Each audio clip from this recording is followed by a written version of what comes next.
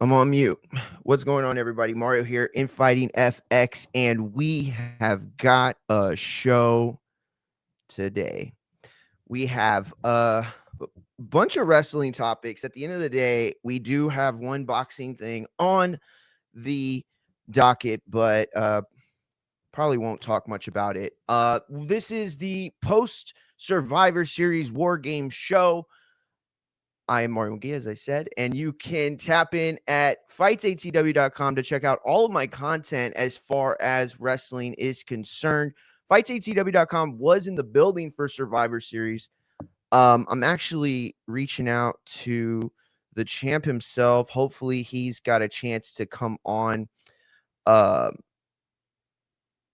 talk to us about, the night, what it was like.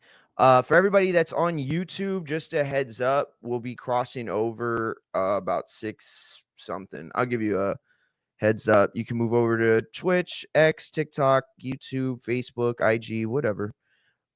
So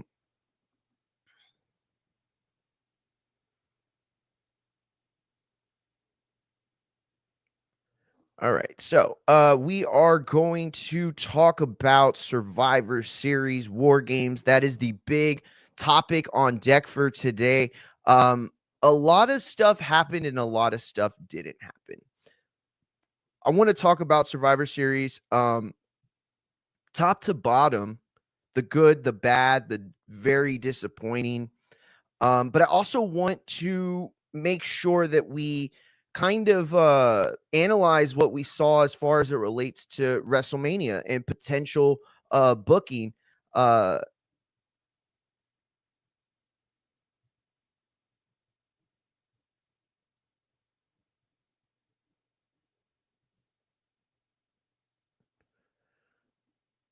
All right, my bad, just sending out the links.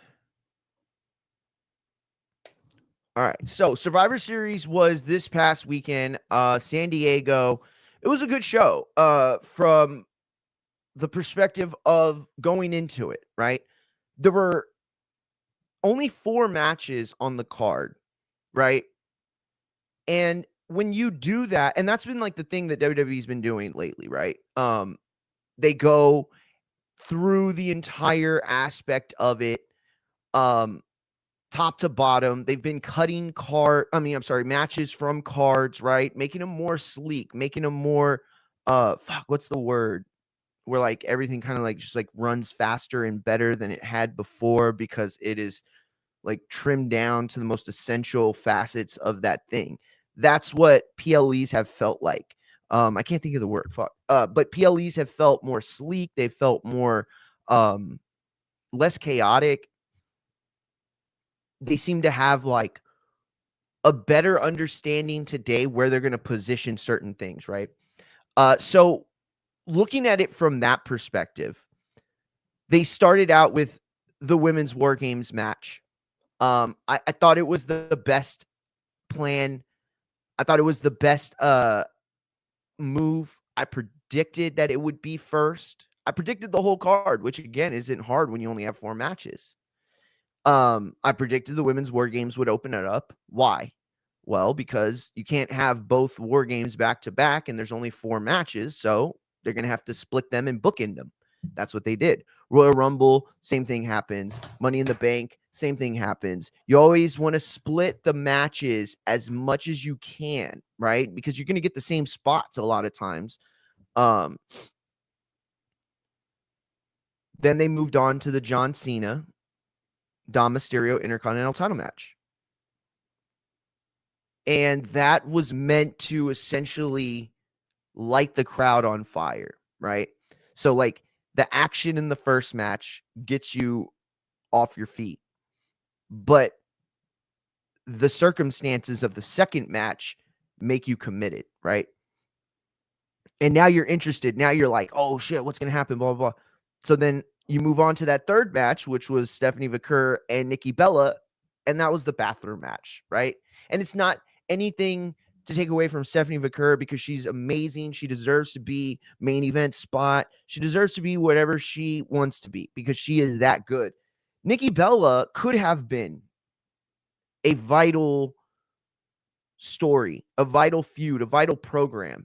Unfortunately, it really wasn't. It wasn't at all, because what we ended up getting was like a really shitty retconning of the entire Nikki Bella run. You know, she turns heel, and then all of a sudden she's gifted a world title match. Why? Makes zero sense. But ultimately, what we had throughout this night was a lot of different a lot of different looks, right? A lot of different matches, right? You had the War Games, and you had a singles match, or you had your War Games, and you had your singles matches. The problem was nothing happened. Like, literally nothing happened.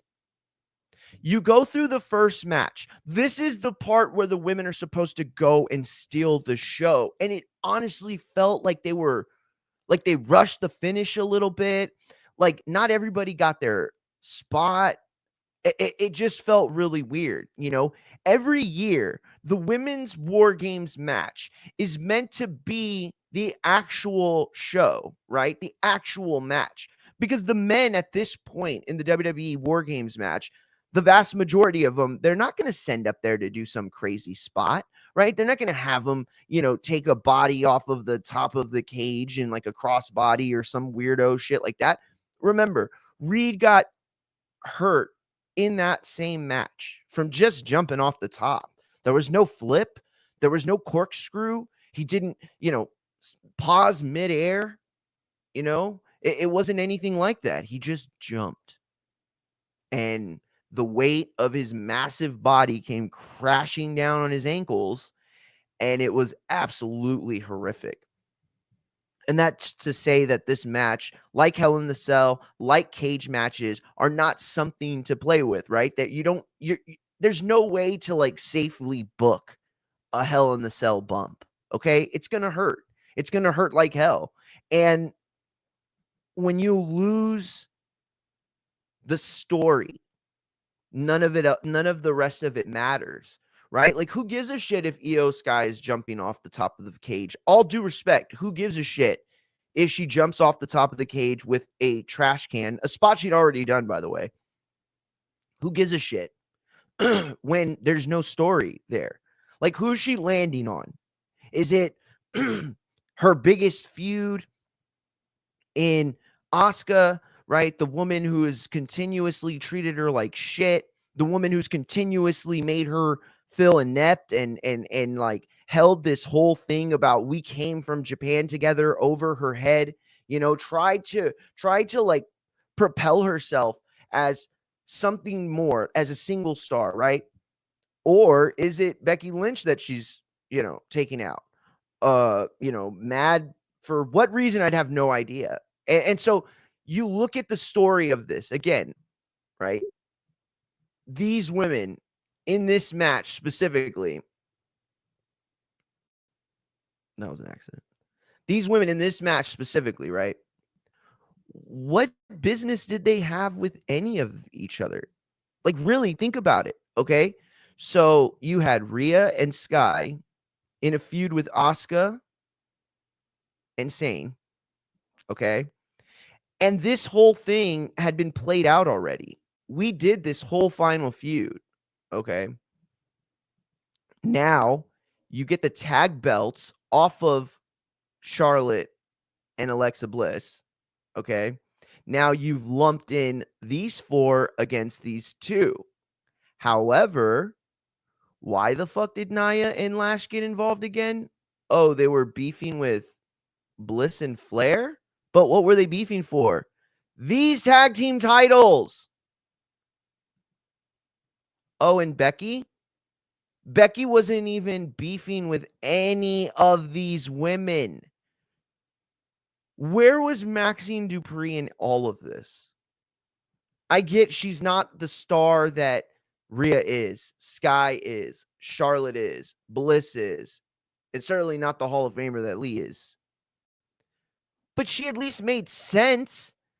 You know, her jumping off the top of the cage onto Becky, right? It's so much more fulfilling than Sky jumping off for no reason. Like, this is where I'm at today, right now, on this show.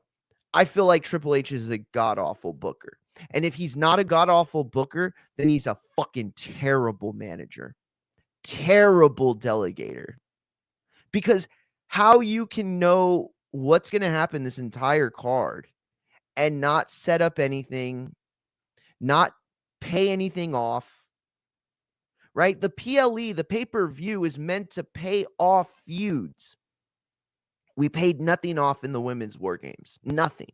But that's okay because we were never really going to, right? That's not the point of women's war games. If it was the point of women's war games, then the women's war games would be the main event.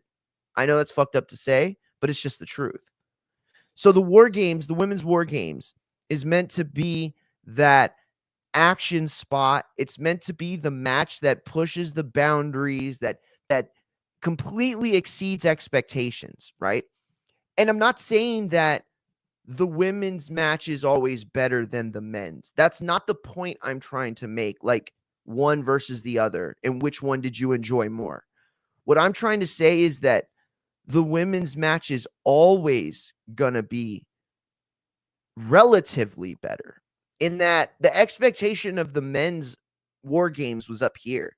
You can't have Brock Lesnar, Roman Reigns, CM Punk, Cody Rhodes, Jey Uso, Logan Paul, The Vision. You can't have all of these incredible names, all these superstars packed into one match and have the fans be so disappointed at the end result that they're booing. Social media, even worse. And again, that has nothing to do with the women's war games. The point is that the expectations of the men's is always so high because of the superstar names surrounding it that it never lives up to that expectation, right? Think about the Royal Rumble this past year. It was booked as the most star-studded Royal Rumble in the history, right? CM Punk, John Cena, everyone else. And so you had that moment, but at the end of the day, it didn't pay off anything, right? And everybody was bored. Everybody hated it. Nobody liked it, right? It ended up getting worse as the year went on. So the women exist. The women's war game match exists to propel the show to heights that the men aren't going to take it. It's as plain and simple as that. The women are going to do a better job in this particular match than the men, right? Roman and Lesnar, they're not corkscrewing off the fucking top of the War Games cage, okay? Nobody's slingshotting Bronson Reed from ring to ring, all right? The women and the athleticism at that level is, I mean, they're the best of the best. And that kind of brings me to my overall point. The point that I think I learned from this War Games, there's so much more expectation on the men than the women, but the women are so much better. It's just so much, it's just so evident today, you know? Like, if you want to be one of the top wrestlers in WWE, you have to have a certain physique. You have to have a certain look, right? Men, I'm speaking as for the men, right? You have to have this certain look. But the ability and the performance level is never really like a super high bar, right? Nobody thinks of Hulk Hogan as one of the greatest technical wrestlers of all time. Nobody thinks of Ultimate Warrior as one of the greatest technical wrestlers of all time. Sure, Stone Cold and The Rock, raised that bar a bit in terms of quality of wrestling as it relates to the top of the card. That said, John Cena's 5 moves of doom, that whole narrative was started when he was, rocketed to the top of the company. When I look at Charlotte, I look at a physical specimen. I look at somebody who is absolutely a 5-tool player. If a 5-tool player can exist in wrestling, then she is that. She has it all. right? And she's one of the best. She's thought as to be one of the best, right? Becky, same thing. One of the best. Physically in the ring, outside of the ring, they all have it. And yet, where are we with it? Nowhere, because this match sucked. It did not live up to the past years, right? But I don't blame the women. I blame the story heading into this thing. I blame the lack of foresight, the lack of rationality. Like when you're booking storylines, they should make sense. That's not a hard thing to ask for. But yet it feels like Triple H's era of booking or style of booking isn't so much about storytelling. It's about spots. It's about moments. What moments can we create that will look good on a replay package in the future, right? What moments can we use to lure in other customers when we show them, look at Io Sky and this crazy thing she did, or look at how Charlotte Flair and Alexa Bliss did this, or whatever stunt or whatever thing they're doing, and then they can add it to the overall lore of women's wrestling, men's wrestling, wrestling in general. So it's not about, hey, let's go out there and tell a great story. It's about, hey, let's go out there and do something that ends up being a really good commercial to sell a shirt, or a really good commercial to sell WrestleMania, or a really good replay that'll sell tickets to a house show featuring Io or Rhea or Bliss or whoever the fuck. That's what it feels like today. I don't think I'm wrong on this, because if I was wrong, then we would have gotten something, anything from Survivor Series, and we didn't. We got nothing. Sir, listen to me. The ending of Survivor Series War Games was Monday Night Raw. It was Monday Night Raw with a much higher budget for the set. Okay, that's all we saw on Monday. I mean, on Saturday, dude. It felt like a fucking Monday. We got Brock Lesnar essentially squash and then attack Roman Reigns.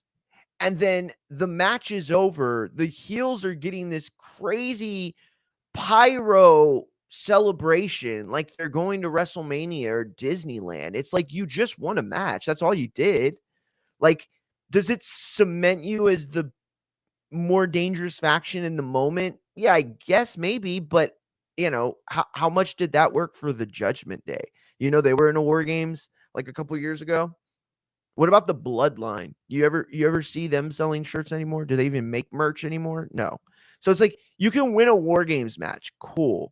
But what does that mean? It means nothing. Literally, it means nothing. So now we enter this new era of WWE, right? With ESPN, because technically it really hasn't started. Technically, it was always supposed to start, with this next year, next season of Road to WrestleMania. And it all feels like just a money grab. I'm gonna say this and I'm gonna clip this, but this is not the reason I'm saying it. I'm not saying this just to clip it, but I need people to understand that Full Gear was better than Survivor Series. 100%. No questions at all. It was better than Survivor Series by far. From a storytelling standpoint, okay? From a storytelling standpoint, okay? From exceeding expectations to overall enjoyment and entertainment from opening bell to closing bell. And that's just the fucking truth, dude. That's just the fucking truth. And I know I got a man right here who's going to tell the truth, because that's what he always does. Machine Gun Matt. What's going on, champ? What up, Mario? How you doing, bro? Oh, champ, I'm good. I'm good, man. It was a it was a it was a disappointing Saturday. It was a disappointing Saturday, and I am here to just shit all over it. But before we go, I want to remind everybody to go to Talking About Sports on YouTube. Machine Gun Matt, and his panel chopping up all of the Thanksgiving weekend sports stuff. Big Cowboy win. I know you didn't expect that. I know because I listened to the show, the preview show for the Thanksgiving, but I wasn't expecting it either, so I'm not going to pretend. Yeah, so it was a good Thanksgiving weekend. How was yours, man? I know I had a good weekend, bro. I had spent some. I had to work on Thanksgiving itself, but the rest of the way I was chilling with family. Me and my wife hung out here at home, hung out with the in-laws, stuffed our faces, and watched some good sports the whole weekend, bro. Can't complain. Hell yeah. It was good. It was like I think I hear an echo. Let me see. You there? Yeah, I'm here. Oh, okay. No, I don't hear it no more. So there was a little bit of everything, right? They had a little MMA, there's football or a lot of football. But the wrestling thing was obviously the thing that, was the big last PLE, right, of the Yeah, you year. sound upset. You didn't like it? I hated it. You I hate it. hated it. I liked one thing that we haven't talked about yet, and I'm gonna spooge all over it when we get to it. The Dom Mysterio, John Cena stuff, I loved, and we could talk about that in just a bit. But the overall War Games match, in my opinion, is the worst in the last since they have restarted this. So 2021, if I'm not mistaken, no 22, right? 22, 23, On the 24. main roster, yeah, it's like So 22. this is the fourth year that they have been on the main roster with this gimmick match. And Mhm. I urge anyone to challenge me on this. This was the worst one. For sure, this was the worst. Not because segment by segment, offensive move by offensive move, it was like the worst or boring. No. When we talk about expectations, right? And we talk about meeting those expectations, this was the worst. This had all the biggest stars currently in wrestling today, and it did nothing. What did it do? It it propelled possibly Austin Theory. I'm sorry, that is not what we expect in those moments. Save that shit for Raw. But Why? Austin Theory and Waller were just eating dog food 3 months ago, and now I'm supposed to believe that he is just as much a threat or just as appropriate to be as part of the vision as Logan Paul, Bronson Reed, and Braun Breaker. I'm sorry, that's not the case. You feel he fits their build? Do they not? He That's a does young fit their talent. build That's physically. young talent, future of the Yeah. company. Mhm. And to me, that he fits in that group perfect. It's better than what he's been doing. I think that you would be 1000% right, and I would be 1000% wrong if Triple H and WWE and Ari Emanuel had the Men in Black thing, the Yeah, thing that where they just like like and you forget everything. So if they had that and they could like tonight on Raw be like, hey, all the WWE fans, look into the camera really hard, and then we forget that Theory ate dog food and he was just like a fucking joke. Right? Because there was the Vince McMahon era, and I really feel like even though but nobody he was liked him, over pushed in Vince's era. but didn't they do that with Roman? And it ends up working, right? Roman So ate dog maybe food Vince. too. Yeah, no, and that's fair. But all I'm saying though is Vince had a method, and Yeah, it was madness that ended up working at the end, always almost, and obviously he had a lot of shit that didn't work, but the things that did work didn't work early on. Hulk Hogan wasn't this breakthrough monster the moment we saw him. No, he got fired from the company initially. yeah. John Cena was on the verge of being fired. You look at every one of these major talents and they didn't work at one point or another, right? So instead of recycling them and reusing and repackaging like the way that they did Ringmaster to Stone Cold Steve Austin, all they did was simply bump Austin Theory down. And not only that, Matt, I want your opinion on this. There was a narrative, it felt like, that Triple H, once his era began, it almost felt like he was not punishing Austin Theory, but specifically holding him back because that was a Vince guy. And I got to separate the Triple H era from the Vince guys. And the Vince guys aren't going to get play anymore. So we're going to move on with the Triple H era. So then all that shit you did to Austin Theory, we can't forget that.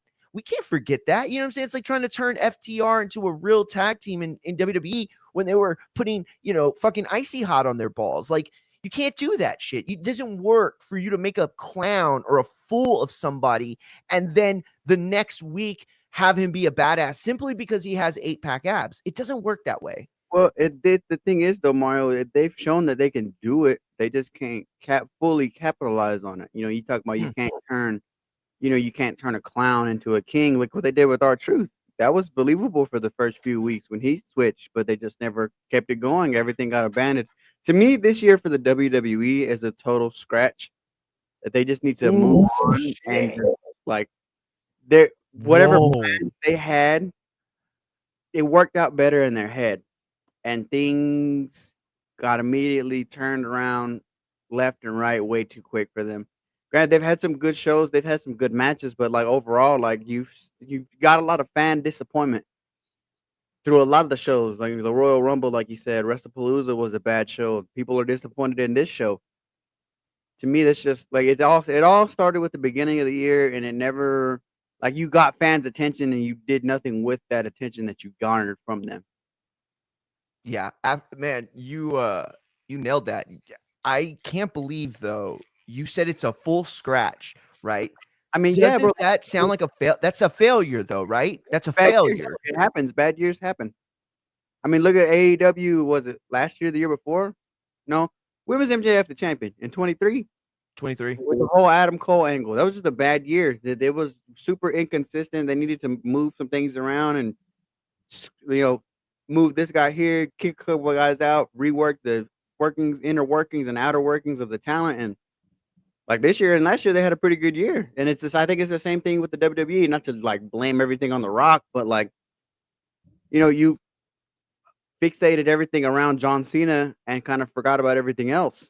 And even if, like, no matter what, whether he was going to be heel or babyface the whole way, you fixated too much around John Cena and lost the plot somewhere early on and just completely try to fix it as he was breaking. That's the problem that they had this year because there's been some, like, I've liked the story with part of the Vision when Braun Breaker takes over. I've liked everything with Tom Mysterio. I've liked the improvement with the women's division, but not too much of the over attention because there's still things they can work on. But to me, like this past PLE, the same thing Triple H said about Hell in a Cell is the same thing that's happening with War Games. You're just having one to have one. To me, and that's a really big issue, especially on a major PLE, right? Mm-hmm. That's why, like when Hell in a Cell became a PLE, that I was getting tired of it too because it happens every year. So why War Games specifically? I've always been on the side there should only be one War Games match because it's like the War Games is meant to settle something when you like they nailed it the past 2 years when everybody went and took on the new bloodline. Everybody tried to take down the Judgment Day. Those were perfect. There was a group of people coming together to take down a major faction. This was just guys fighting. Yes, guys fighting. That's exactly what it was. I still, man, where's that echo? I think it's. Let me see. Check. Oh, I don't know. It's like weird. It just happens and it goes away. So, I think that there's like so many things you said there that were so fucking brilliant, like in terms of putting the finger on what's going on.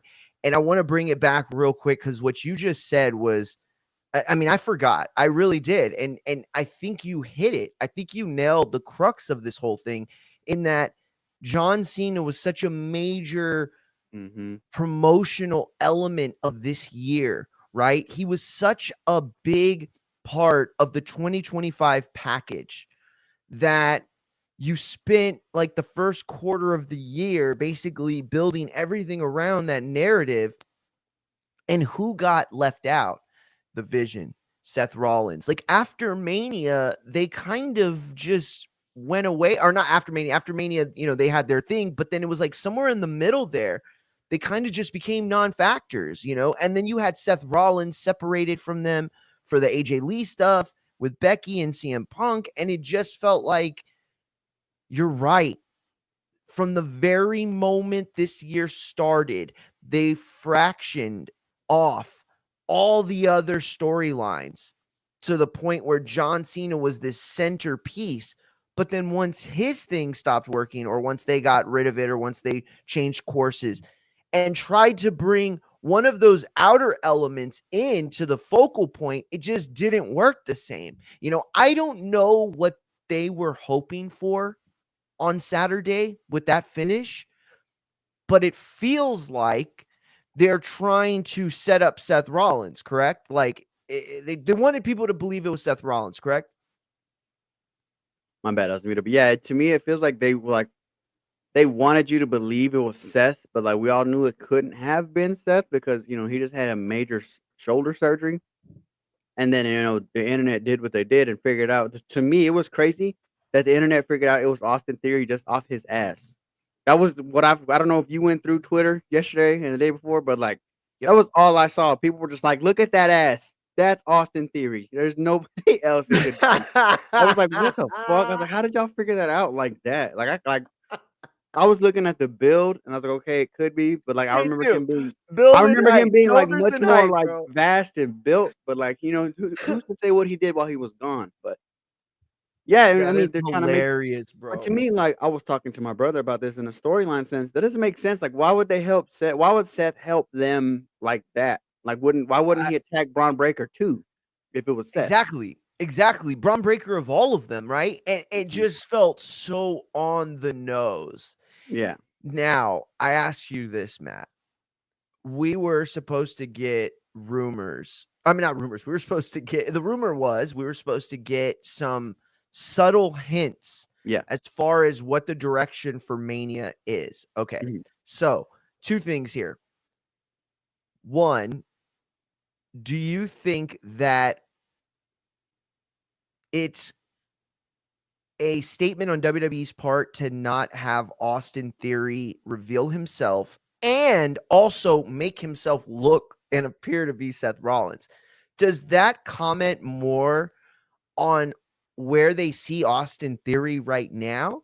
I mean, the fact that they knew better than to have him reveal himself in the world and the whole town, I mean, the whole building was just going to erupt in boos.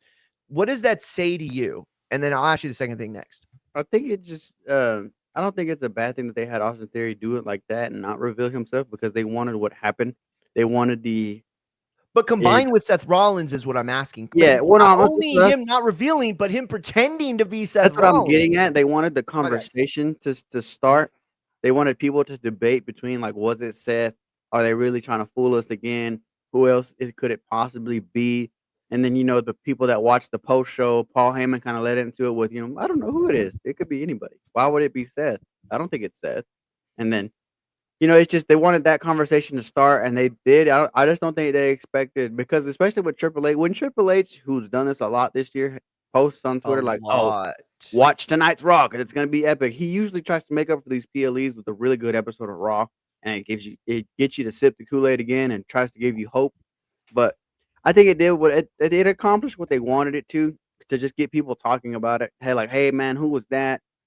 Um, and then yeah, we got a couple teases for what it looks like is gonna be the main event for WrestleMania this year, and I don't mind it. That was the second question. I know a lot of people don't like it, but That's I so mean, funny.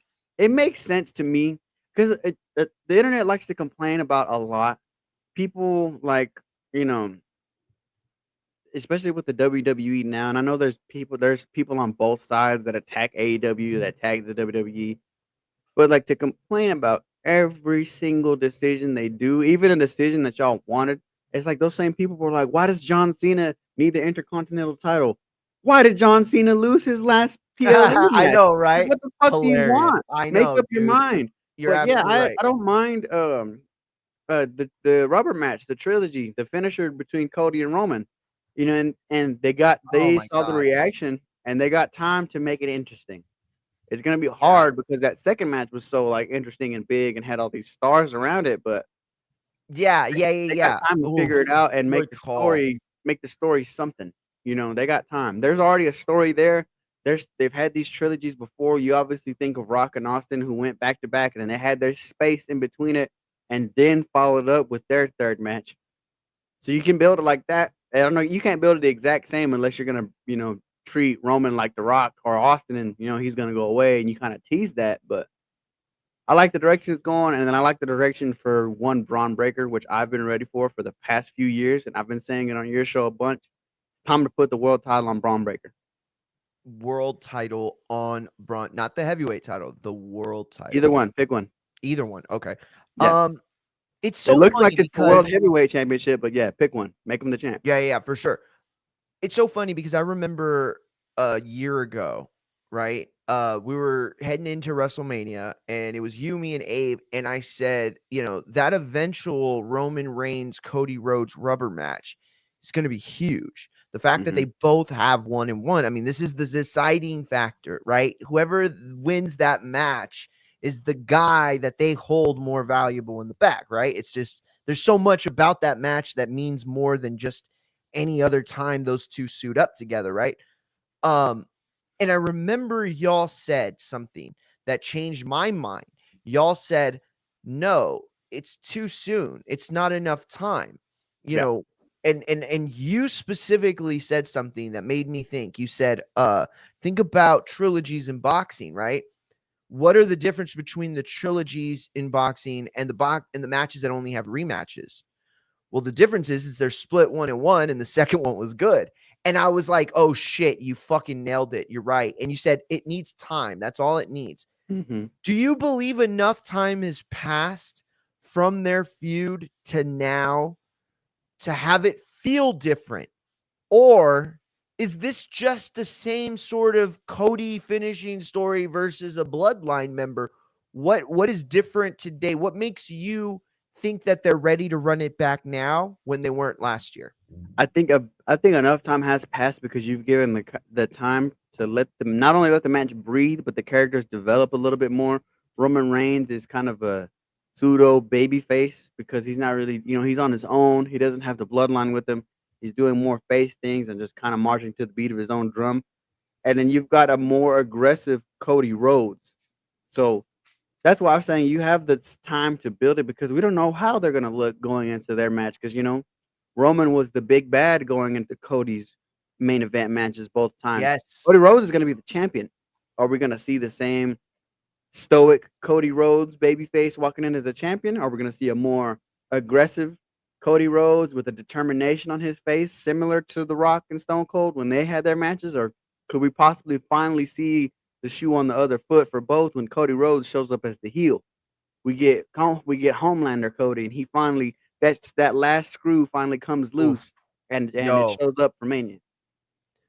that right there is gonna that clip right there is gonna look good with a Homelander Cody dressed up and then like a crazy look in his eye. That's gonna look good. Yo, let me ask you this real quick. Would it work? Could it work?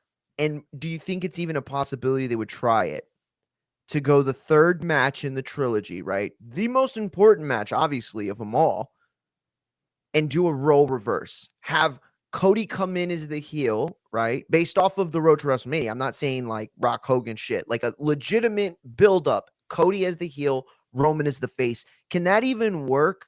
Or is the dynamics between these two guys just it doesn't work? Like Roman looks more like a bad guy, Cody looks more like a face. Like, can you reverse those things in time for the trilogy? I think you can because the dynamic of the crowd is already slowly turning that way on its own.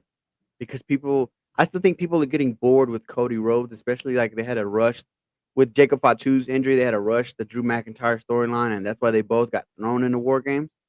So I think you really could it in, especially, and well, no, because I don't want to throw Paul Heyman in everything, but you could turn Cody heel. He could easily flip it, dye his hair back black, start wearing dark suits again like he was doing in Ring of Honor, and just raise hell. And just yeah, I gave you guys your opportunity. I did this for y'all. This is now for me. Your time is over. Same thing like The Rock. Sing along with The Rock is over. You people had your chance and you fucking booed me. So here I am as the champion. And then at that point, it would make sense that he would be more willing to do whatever it takes to hold that title because he's already lost the title once.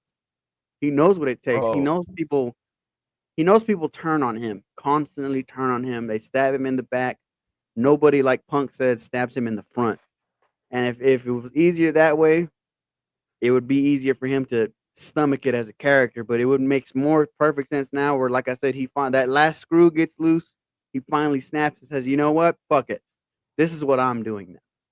bro, you nailed that shit.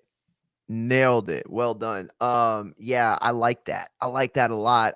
It's not that I want to see it role reversed, but I do want to see it if I never get the chance to see it again. You Mhm. know, it's like John Cena's heel turn. Like if I knew now what I knew back then, and I could like somehow have the power to like, no, everybody, I know y'all think y'all want this, but y'all don't want this. Do not turn the man heel. Trust me. Yeah. I don't even know if I would do it. You know what I mean? Because it's like, how could you not? Like, it's like FOMO, like fear of missing out. How Yeah. do you not want to see? You know what I mean? And that's what made the WrestleMania match with Cena and the Fiend so good. Is we got to see Cena relive these moments that obviously aren't canon and they're not real, but we at least got to see it on camera. You know, like I remember being 7 years old, right? And my dad owned a comic book store, and I would go upstairs into the back lot and I would read, you know, fucking Infinity Wars and Thanos and all this shit. And I remember thinking as a kid, God, I would love to see this one day. I'd love to see it on my TV. I'd love to see it on a movie. And when it happened, it was like, oh man, this is awesome. I don't know if Cody Roman role reverse turns out awesome. In fact, I don't even know if you can do it without doing something really big. And that's what you need to do to turn Cody. You said it perfectly. Like Ring of Honor, just send him out there, black hair, black suit, raising hell. And that's what he did. He was kind of an Mhm. evil, He was a dick. sort of dude. Yeah, he was a dick. And But he was so more he was like when he way more did that interesting. in Ring of Honor and then in New Japan, he was probably the most interesting he had ever been to that point in his career. But Oh yeah. I think that's another thing too. If Bray Wyatt was alive, or even if they had just not even no match, just a small segment of the Wyatts and Uncle Howdy pop in on Cena, and they were like, he was right, he told you this was gonna happen, and then they could go back to the Firefly Funhouse because remember Bray in that match, in that cinematic match, he said that like it's gonna happen, you're gonna turn on the people, and then you're gonna look back at this moment, and you could easily had Uncle Howdy show up and like, yeah, see, he told you, here we are now. You turned on the people. You are a monster on the inside all along, and then just Yo, that switch it back. works so well. Yo, I would love that. But Listen, they didn't do that. That's the problem. yeah, exactly. I only got a few more minutes here, so I want to make sure that I get these two things from you. Number one, John Cena, Dom Mysterio went the way you booked it. You got that one, nailed it. You had called it from a couple weeks ago when they That was announced the whole magic. thing.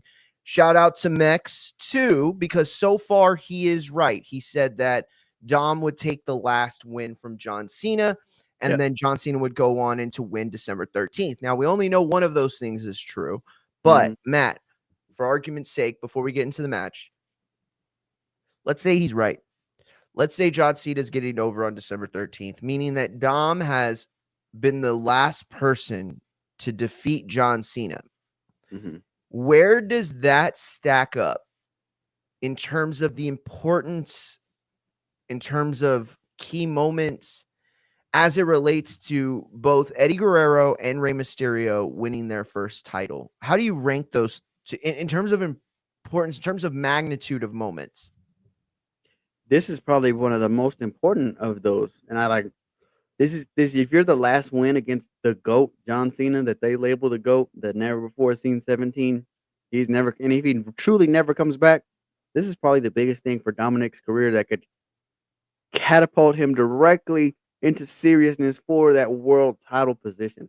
I truly believe Braun Breaker and Dominic Mysterio are the future of this company. That is, as much as Paul Heyman loves to say it, that is your future WrestleMania main event, Dominic versus Braun.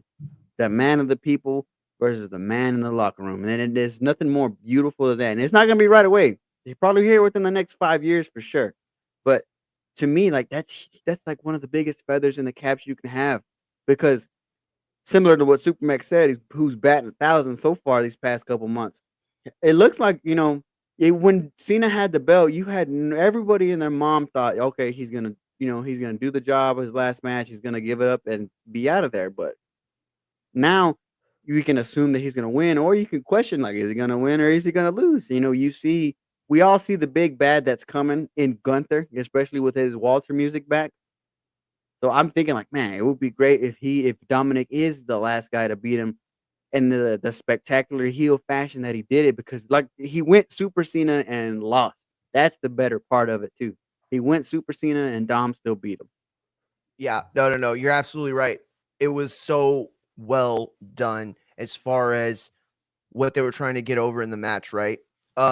Let me ask you this. Was that a torch passing?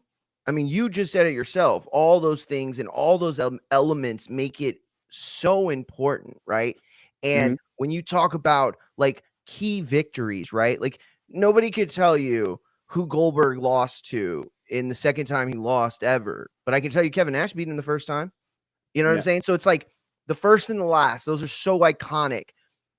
With everything that John Cena has done and hasn't done in his final run, that match signifies John Cena putting over in a loss someone 20 years younger, hmm, almost yep. about. What's the difference between that and The Rock and Cena or Andre and Hogan? Is there a difference, Matt?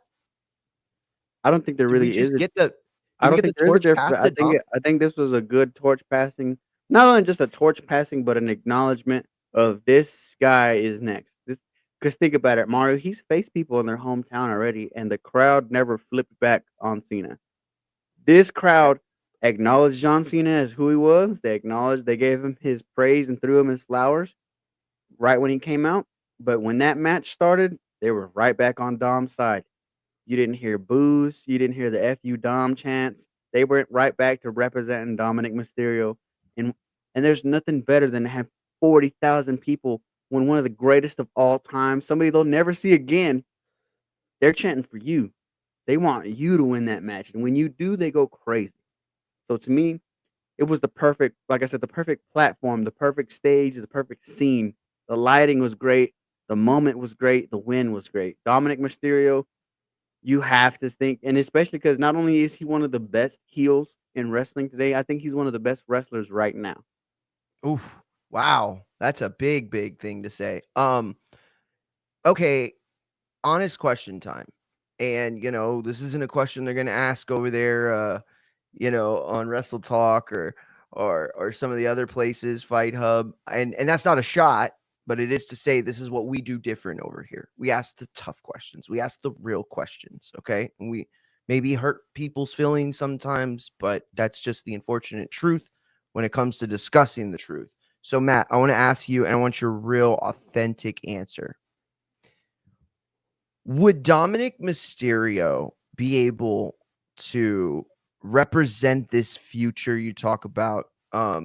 Which I agree with you. You know, uh, the same one we look at when we see Breaker, right? We see Breaker and we all know, oof, that guy's it. That guy's got it, right? Dom has it as a wrestler. Does he have the kind of it that can make him rock status, stone cold status? Mm, warrior status, right? Does he have that? And can you gain it in professional wrestling without certain physical traits? So I ask you again, Matt, at this point, do you think Dom can both exist as the top face and or heel in WWE without going through at least a couple of cycles? I Or think do you believe that he can exist as that guy you see him in the physique he has now? I think so. I think he can firmly, not even to just build on a funny relationship that they've had. He can firmly plant himself in that Eddie Guerrero style position where he can be the top heel, the biggest baby faces, but he is a man of the people full through, because as much as people love to boo him, they know they're booing him just for fun. They love him. Dominic Mysterio gets a reaction everywhere he goes. Can that be? Can you gain that eventually? Yes, it's been proven that you can. It's just not been proven that a lot of people can hold on to it. Eventually people Okay, forget or people change on you or it cools down. That's the proper term I'm thinking of. It cools down. It happens to like a lot of people that gained that status. Daniel you're Bryan. so right. You're Daniel so Bryan right. got really hot and it cooled Joe down Hen, just a little bit. Joe even Hendry though got hot, cooled down different. just a little bit. Cody Rhodes Yes. when he came back to the WWE, super hot, cooled But, down The just a little Undertaker bit. in a bunch of different, that's why he became the American Badass because Yes. the dead man gimmick wasn't getting But over the same the way thing anymore. that the people never get tired of are people's champions, the legends of the people. Eddie Guerrero was one of those people. The Rock, like you said, one of those people. Ultimate Warrior, Shawn Michaels. Dominic All Mysterio of is those one of those guys you people. mentioned, Tom, all those guys you mentioned, Matt, they ended up taking the cycles. They ended up juicing up. Shawn Michaels, the difference between his, early heartbreak gimmick and the rockers, right? Rocky Maivia compared to The Rock, right? Hogan, obviously, we don't even have to go down that road. Mhm. So all these guys you mentioned, even like when I look at Brett and Mr. Perfect, guys who were thought to be small guys, right? Back Yeah, then, they were jacked. Everybody yeah. was on fucking gear, right? Well, but This, I think let this me is ask a you like different this. era though, Mario. It is a It's like different era. It is a you don't different era. even look at John Cena. His physique isn't the same. Look at Brock Lesnar. His physique isn't the same. Granted, he's a massive human being, but they're not, completely ripped to the point where their ears have muscles. They just look good. They have a good look about him. And Dominic Mysterio has a good look. He has that charisma, the machismo, the aura around him where he captures a room when he steps in there. It's like you said, to quote the great Dusty Rhodes, he has it, baby, and he can't get rid of it if he tried. It's just Okay, there. He's got it. I think you're winning this right now because I am agreeing with everything you're saying. And again, I'm a Dom fan. I see him in Mhm. that spot. I'm asking these questions because I don't know the answers to them, right? Because like the world doesn't exist like the way I want it to, right? Like just because I say, oh well, no, it shouldn't matter, it's not gonna, you know what I mean? So it does matter, not to me, but to the world. And so Yeah.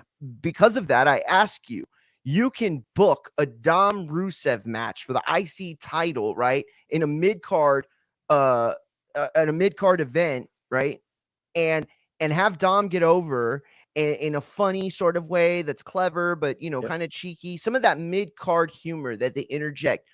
But can you seriously imagine doing that same match with a Bronson Reed even for the main event of Mania?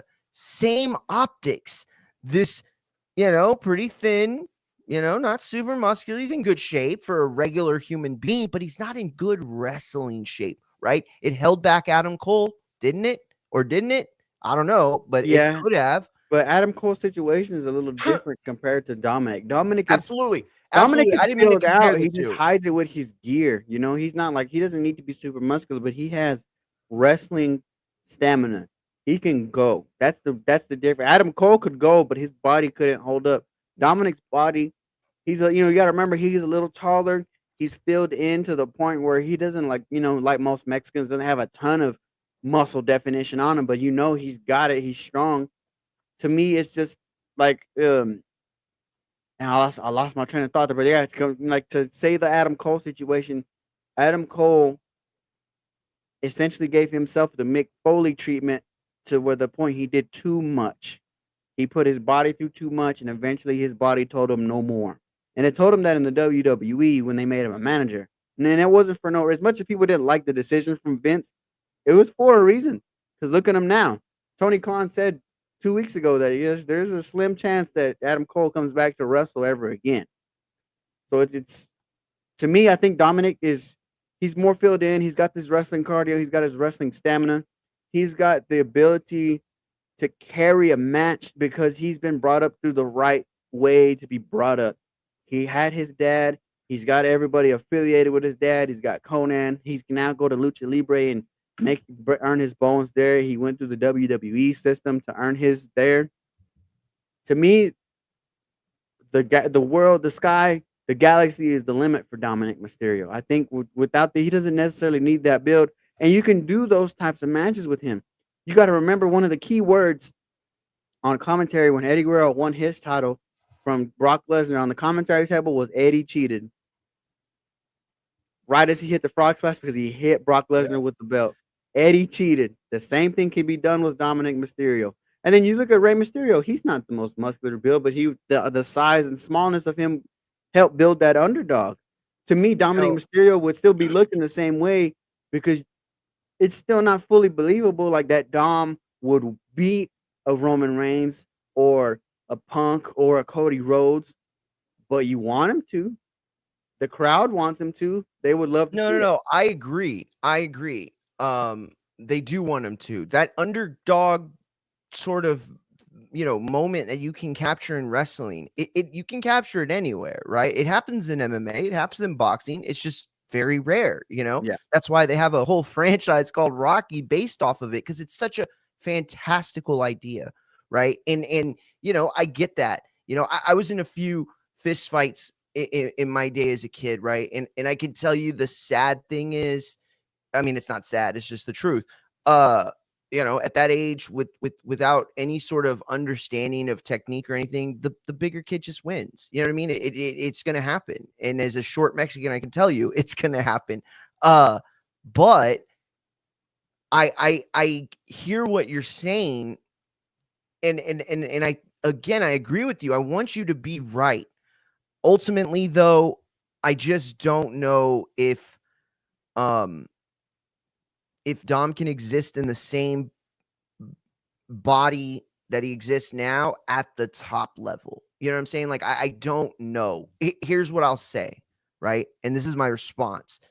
And I'm honestly just talking to you at this point. Like, I can't even imagine what this is going to sound like. It's going to sound like I'm a fucking crazy narcissist, but I just don't trust that the WWE will have a good enough creative to keep that working, right? Like, even now, they've had incredible moments with Dom where they've done these like little things that are absolutely genius, right? Yeah. To be able to keep that going, right? And then find a way to do it that Mhm. works as like a face heel sort of situation if you ever put him in that, right? Because I think Dom can get over massively as a face, not a traditional face.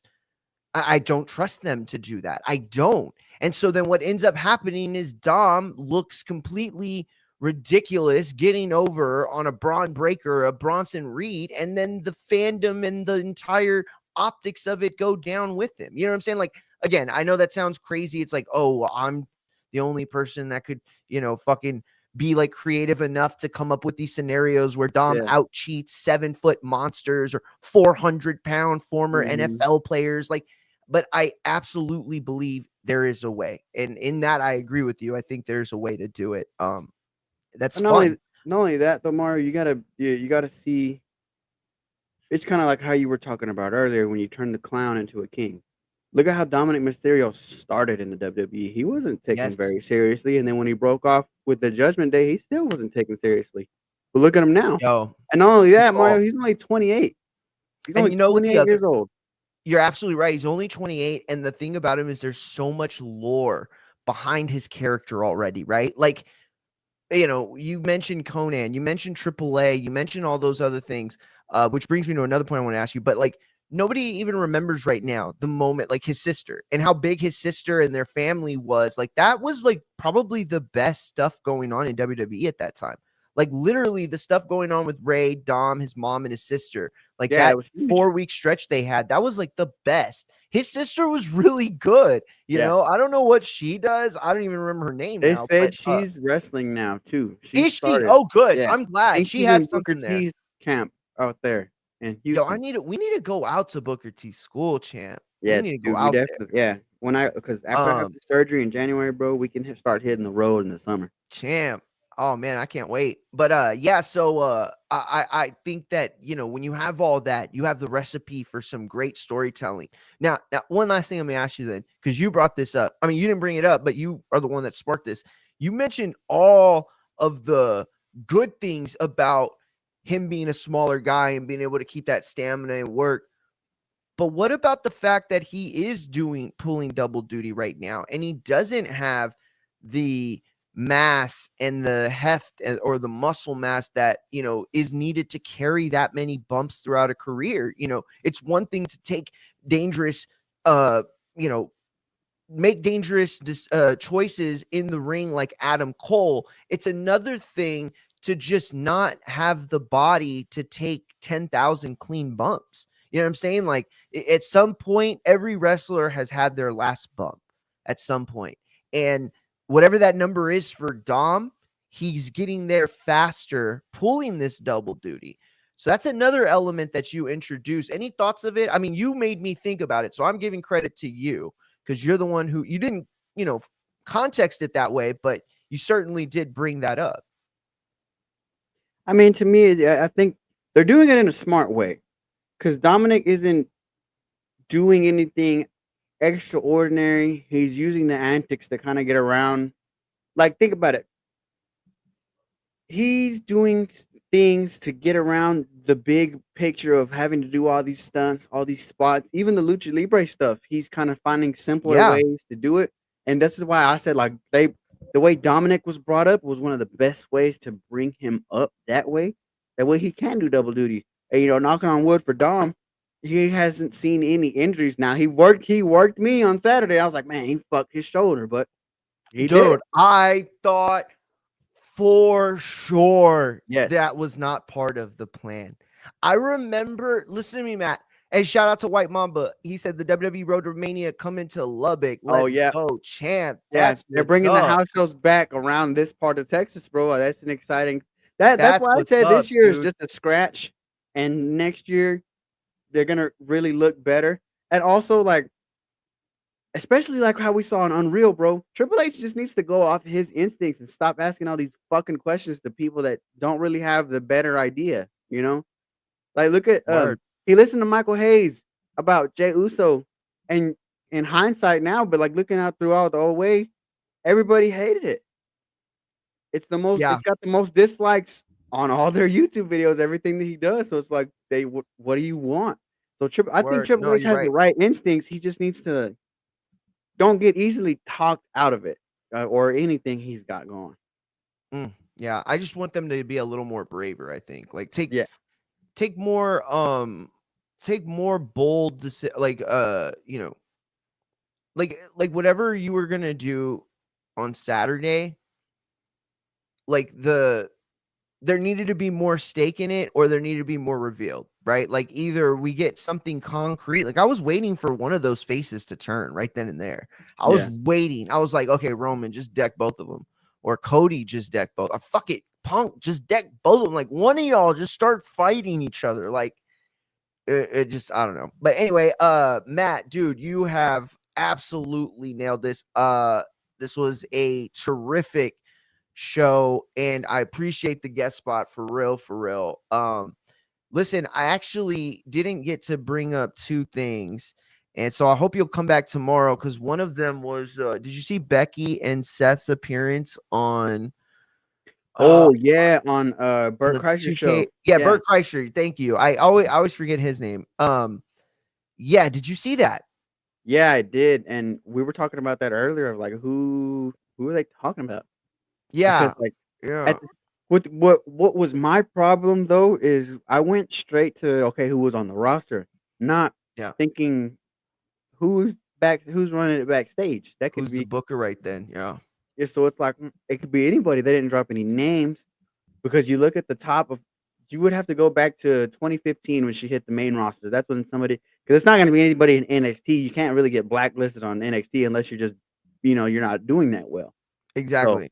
you look at the top of the list in 2015. You got the Del Rios, you got the Cenas, Taker, Chris Jericho were still around, and it's Randy hard to like Orton. you can look at Del Rio, but at the same time you're like, Del Rio doesn't seem like he would have. As much as he was a Vince guy, but he didn't seem like he was a Vince guy like that. He But then didn't you seem look at like he had. Vince. But then you Yeah. look at Vince, and you're like, he was You already know, had it. He already had a history of doing that with female talent. where, Could yeah, it be somebody no, no, no. around Vince that I get way it. in his Yeah, inner yeah. circle? You don't know. They left it I'm gonna super be vague, honest. and it's like, Yeah, exactly. I'm gonna be honest. As soon as they said it, I don't look. I like Harry Potter. I don't fancy myself a wizard. All I know is when they said it, I don't know why. This image of John Laurinaitis on Raw popped up in my head. Like I didn't Like, Ooh, you think it was it Johnny just Ace? He did popped it? up. I It makes didn't sense. I'm just telling you what popped in my head as I'm watching this for the first time, right? And I'm like I'm watching, and I'm just thinking, I haven't even thought to myself, who could it be? I'm looking and listening, like they're mentioning, I was like, oh, is it Cody? And like that was obviously a joke. Um, I mean, Cody was Stardust, so that's what I'm saying. yeah, yeah. No, no, no. It has to Yeah, be yeah. if it was talent, it has to be somebody that was a Vince guy that had that much pull to do something like that. And then, like I said, you look at the talent, like really it was only John Cena that had some kind of power to blacklist anybody. So it's like it's hard to see Cena doing it, but it's like It it's makes me hard. wonder if that's going on today. Like, could that be even happening today, like right now, after all the scandals, after everything that, because it's like, like after Weinstein, that didn't stop in Hollywood, like at Yeah. all. I Like, mean, and don't then even like pretend it did. they picked a perfect time or an imperfect time to do it because like they just barely got through all this shit with Vince and the controversy with Brock coming Yes, back. Like I'm bro. pretty sure they got a call. Like, are you sure that was the right fucking thing to go talk about today? Like, come on. I am right there with you. I was like, dude, there's no way anybody like greenlit them talking about that. There's Yeah. no way. And then I think like, wait a minute, is there? Like, are they about to get ready to just bury Vince or Well, something? Like, I don't know, dude. I mean, I don't know. All I they're know is owned this by the best sport. company that can deflect anything. They got vibranium Absolutely. hands Very, very at true. TKO because look at the UFC. They're who? Yeah, I wonder who they were talking about. It's probably what they would say. Mhm. Yeah, I mean, it's a bad spot for the company. It's a literal like you're re-blacking an eye that just got fixed for them. So it's like, Ooh, well said. Well said. Very good metaphor. Yeah, listen, man, give out the show. By the way, y'all had a great show. I really am enjoying it. I'm a guy who I take in all sports, even though on infighting, we do combat sports, MMA, boxing, wrestling. Um, I watch, baseball, football, basketball, yeah, FIFA, even golf I watch, so it's like a you are situation a where brave man for watching golf. People try to get me it into golf, and I just can't do it, bro. I like it mm, I I can't can see watch, the like I can see I the. can't I watch feel like it's one of Thursday or those. Friday I feel like it's or one of even those sports. It's better in person. I feel like it's one of yeah, those. actually, I really wanna see it in person. They've been coming to San Antonio and, Austin a lot more, or not Mm. Austin, Houston, and so, yeah, I definitely that does seem cooler in person, but, yeah, so, I'm a person who, like, always want to, talk about and listen to, you know what I mean, and consume that stuff, so y'all show's been great. Give out the, title? Yeah, so we redone the YouTube channel to kind of encapsulate all of our talking points, all of my talking points. The YouTube Sure. channel is talking about with Matt Garces, where I do talking about wrestling, like I'm live on Twitch now, talking about wrestling, talking about sports. Here in the coming year, I'm gonna add a talking about life or just something like along those lines.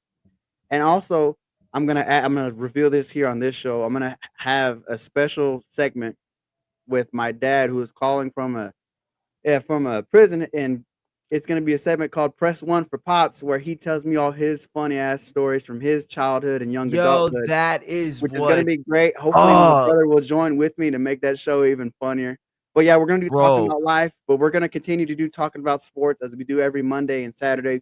I'm gonna continue to come on for talking about wrestling Monday mornings and Thursday, Friday afternoons, especially when there's a PLE or AEW pay per view, which seems like there's one every 2 weeks now. I know. But yeah, talking about with Matt Garces live on YouTube, Matt_Garces4 on Twitch.com. Shout out to White Mamba, who is my co-host on Talking About Sports when I have talking Yeah, about sports segments. So yeah, man, come check out the channel. Our fan base is growing. Our subscriber base is growing on YouTube. Our subscriber base is growing on TikTok and Twitch. The numbers are slowly growing, and we'll get there eventually, man. But appreciate hell you yeah, letting me champ. on, Mario, and talking about some For wrestling today, man. sure. Hell yeah, champ. We'll always be friends of the show over here anytime. Link up. Hell yeah. Can't wait to see all of that content because that sounds awesome. But for the rest of everybody, INFX on all platforms. Be back tomorrow at 2 o'clock. Peace.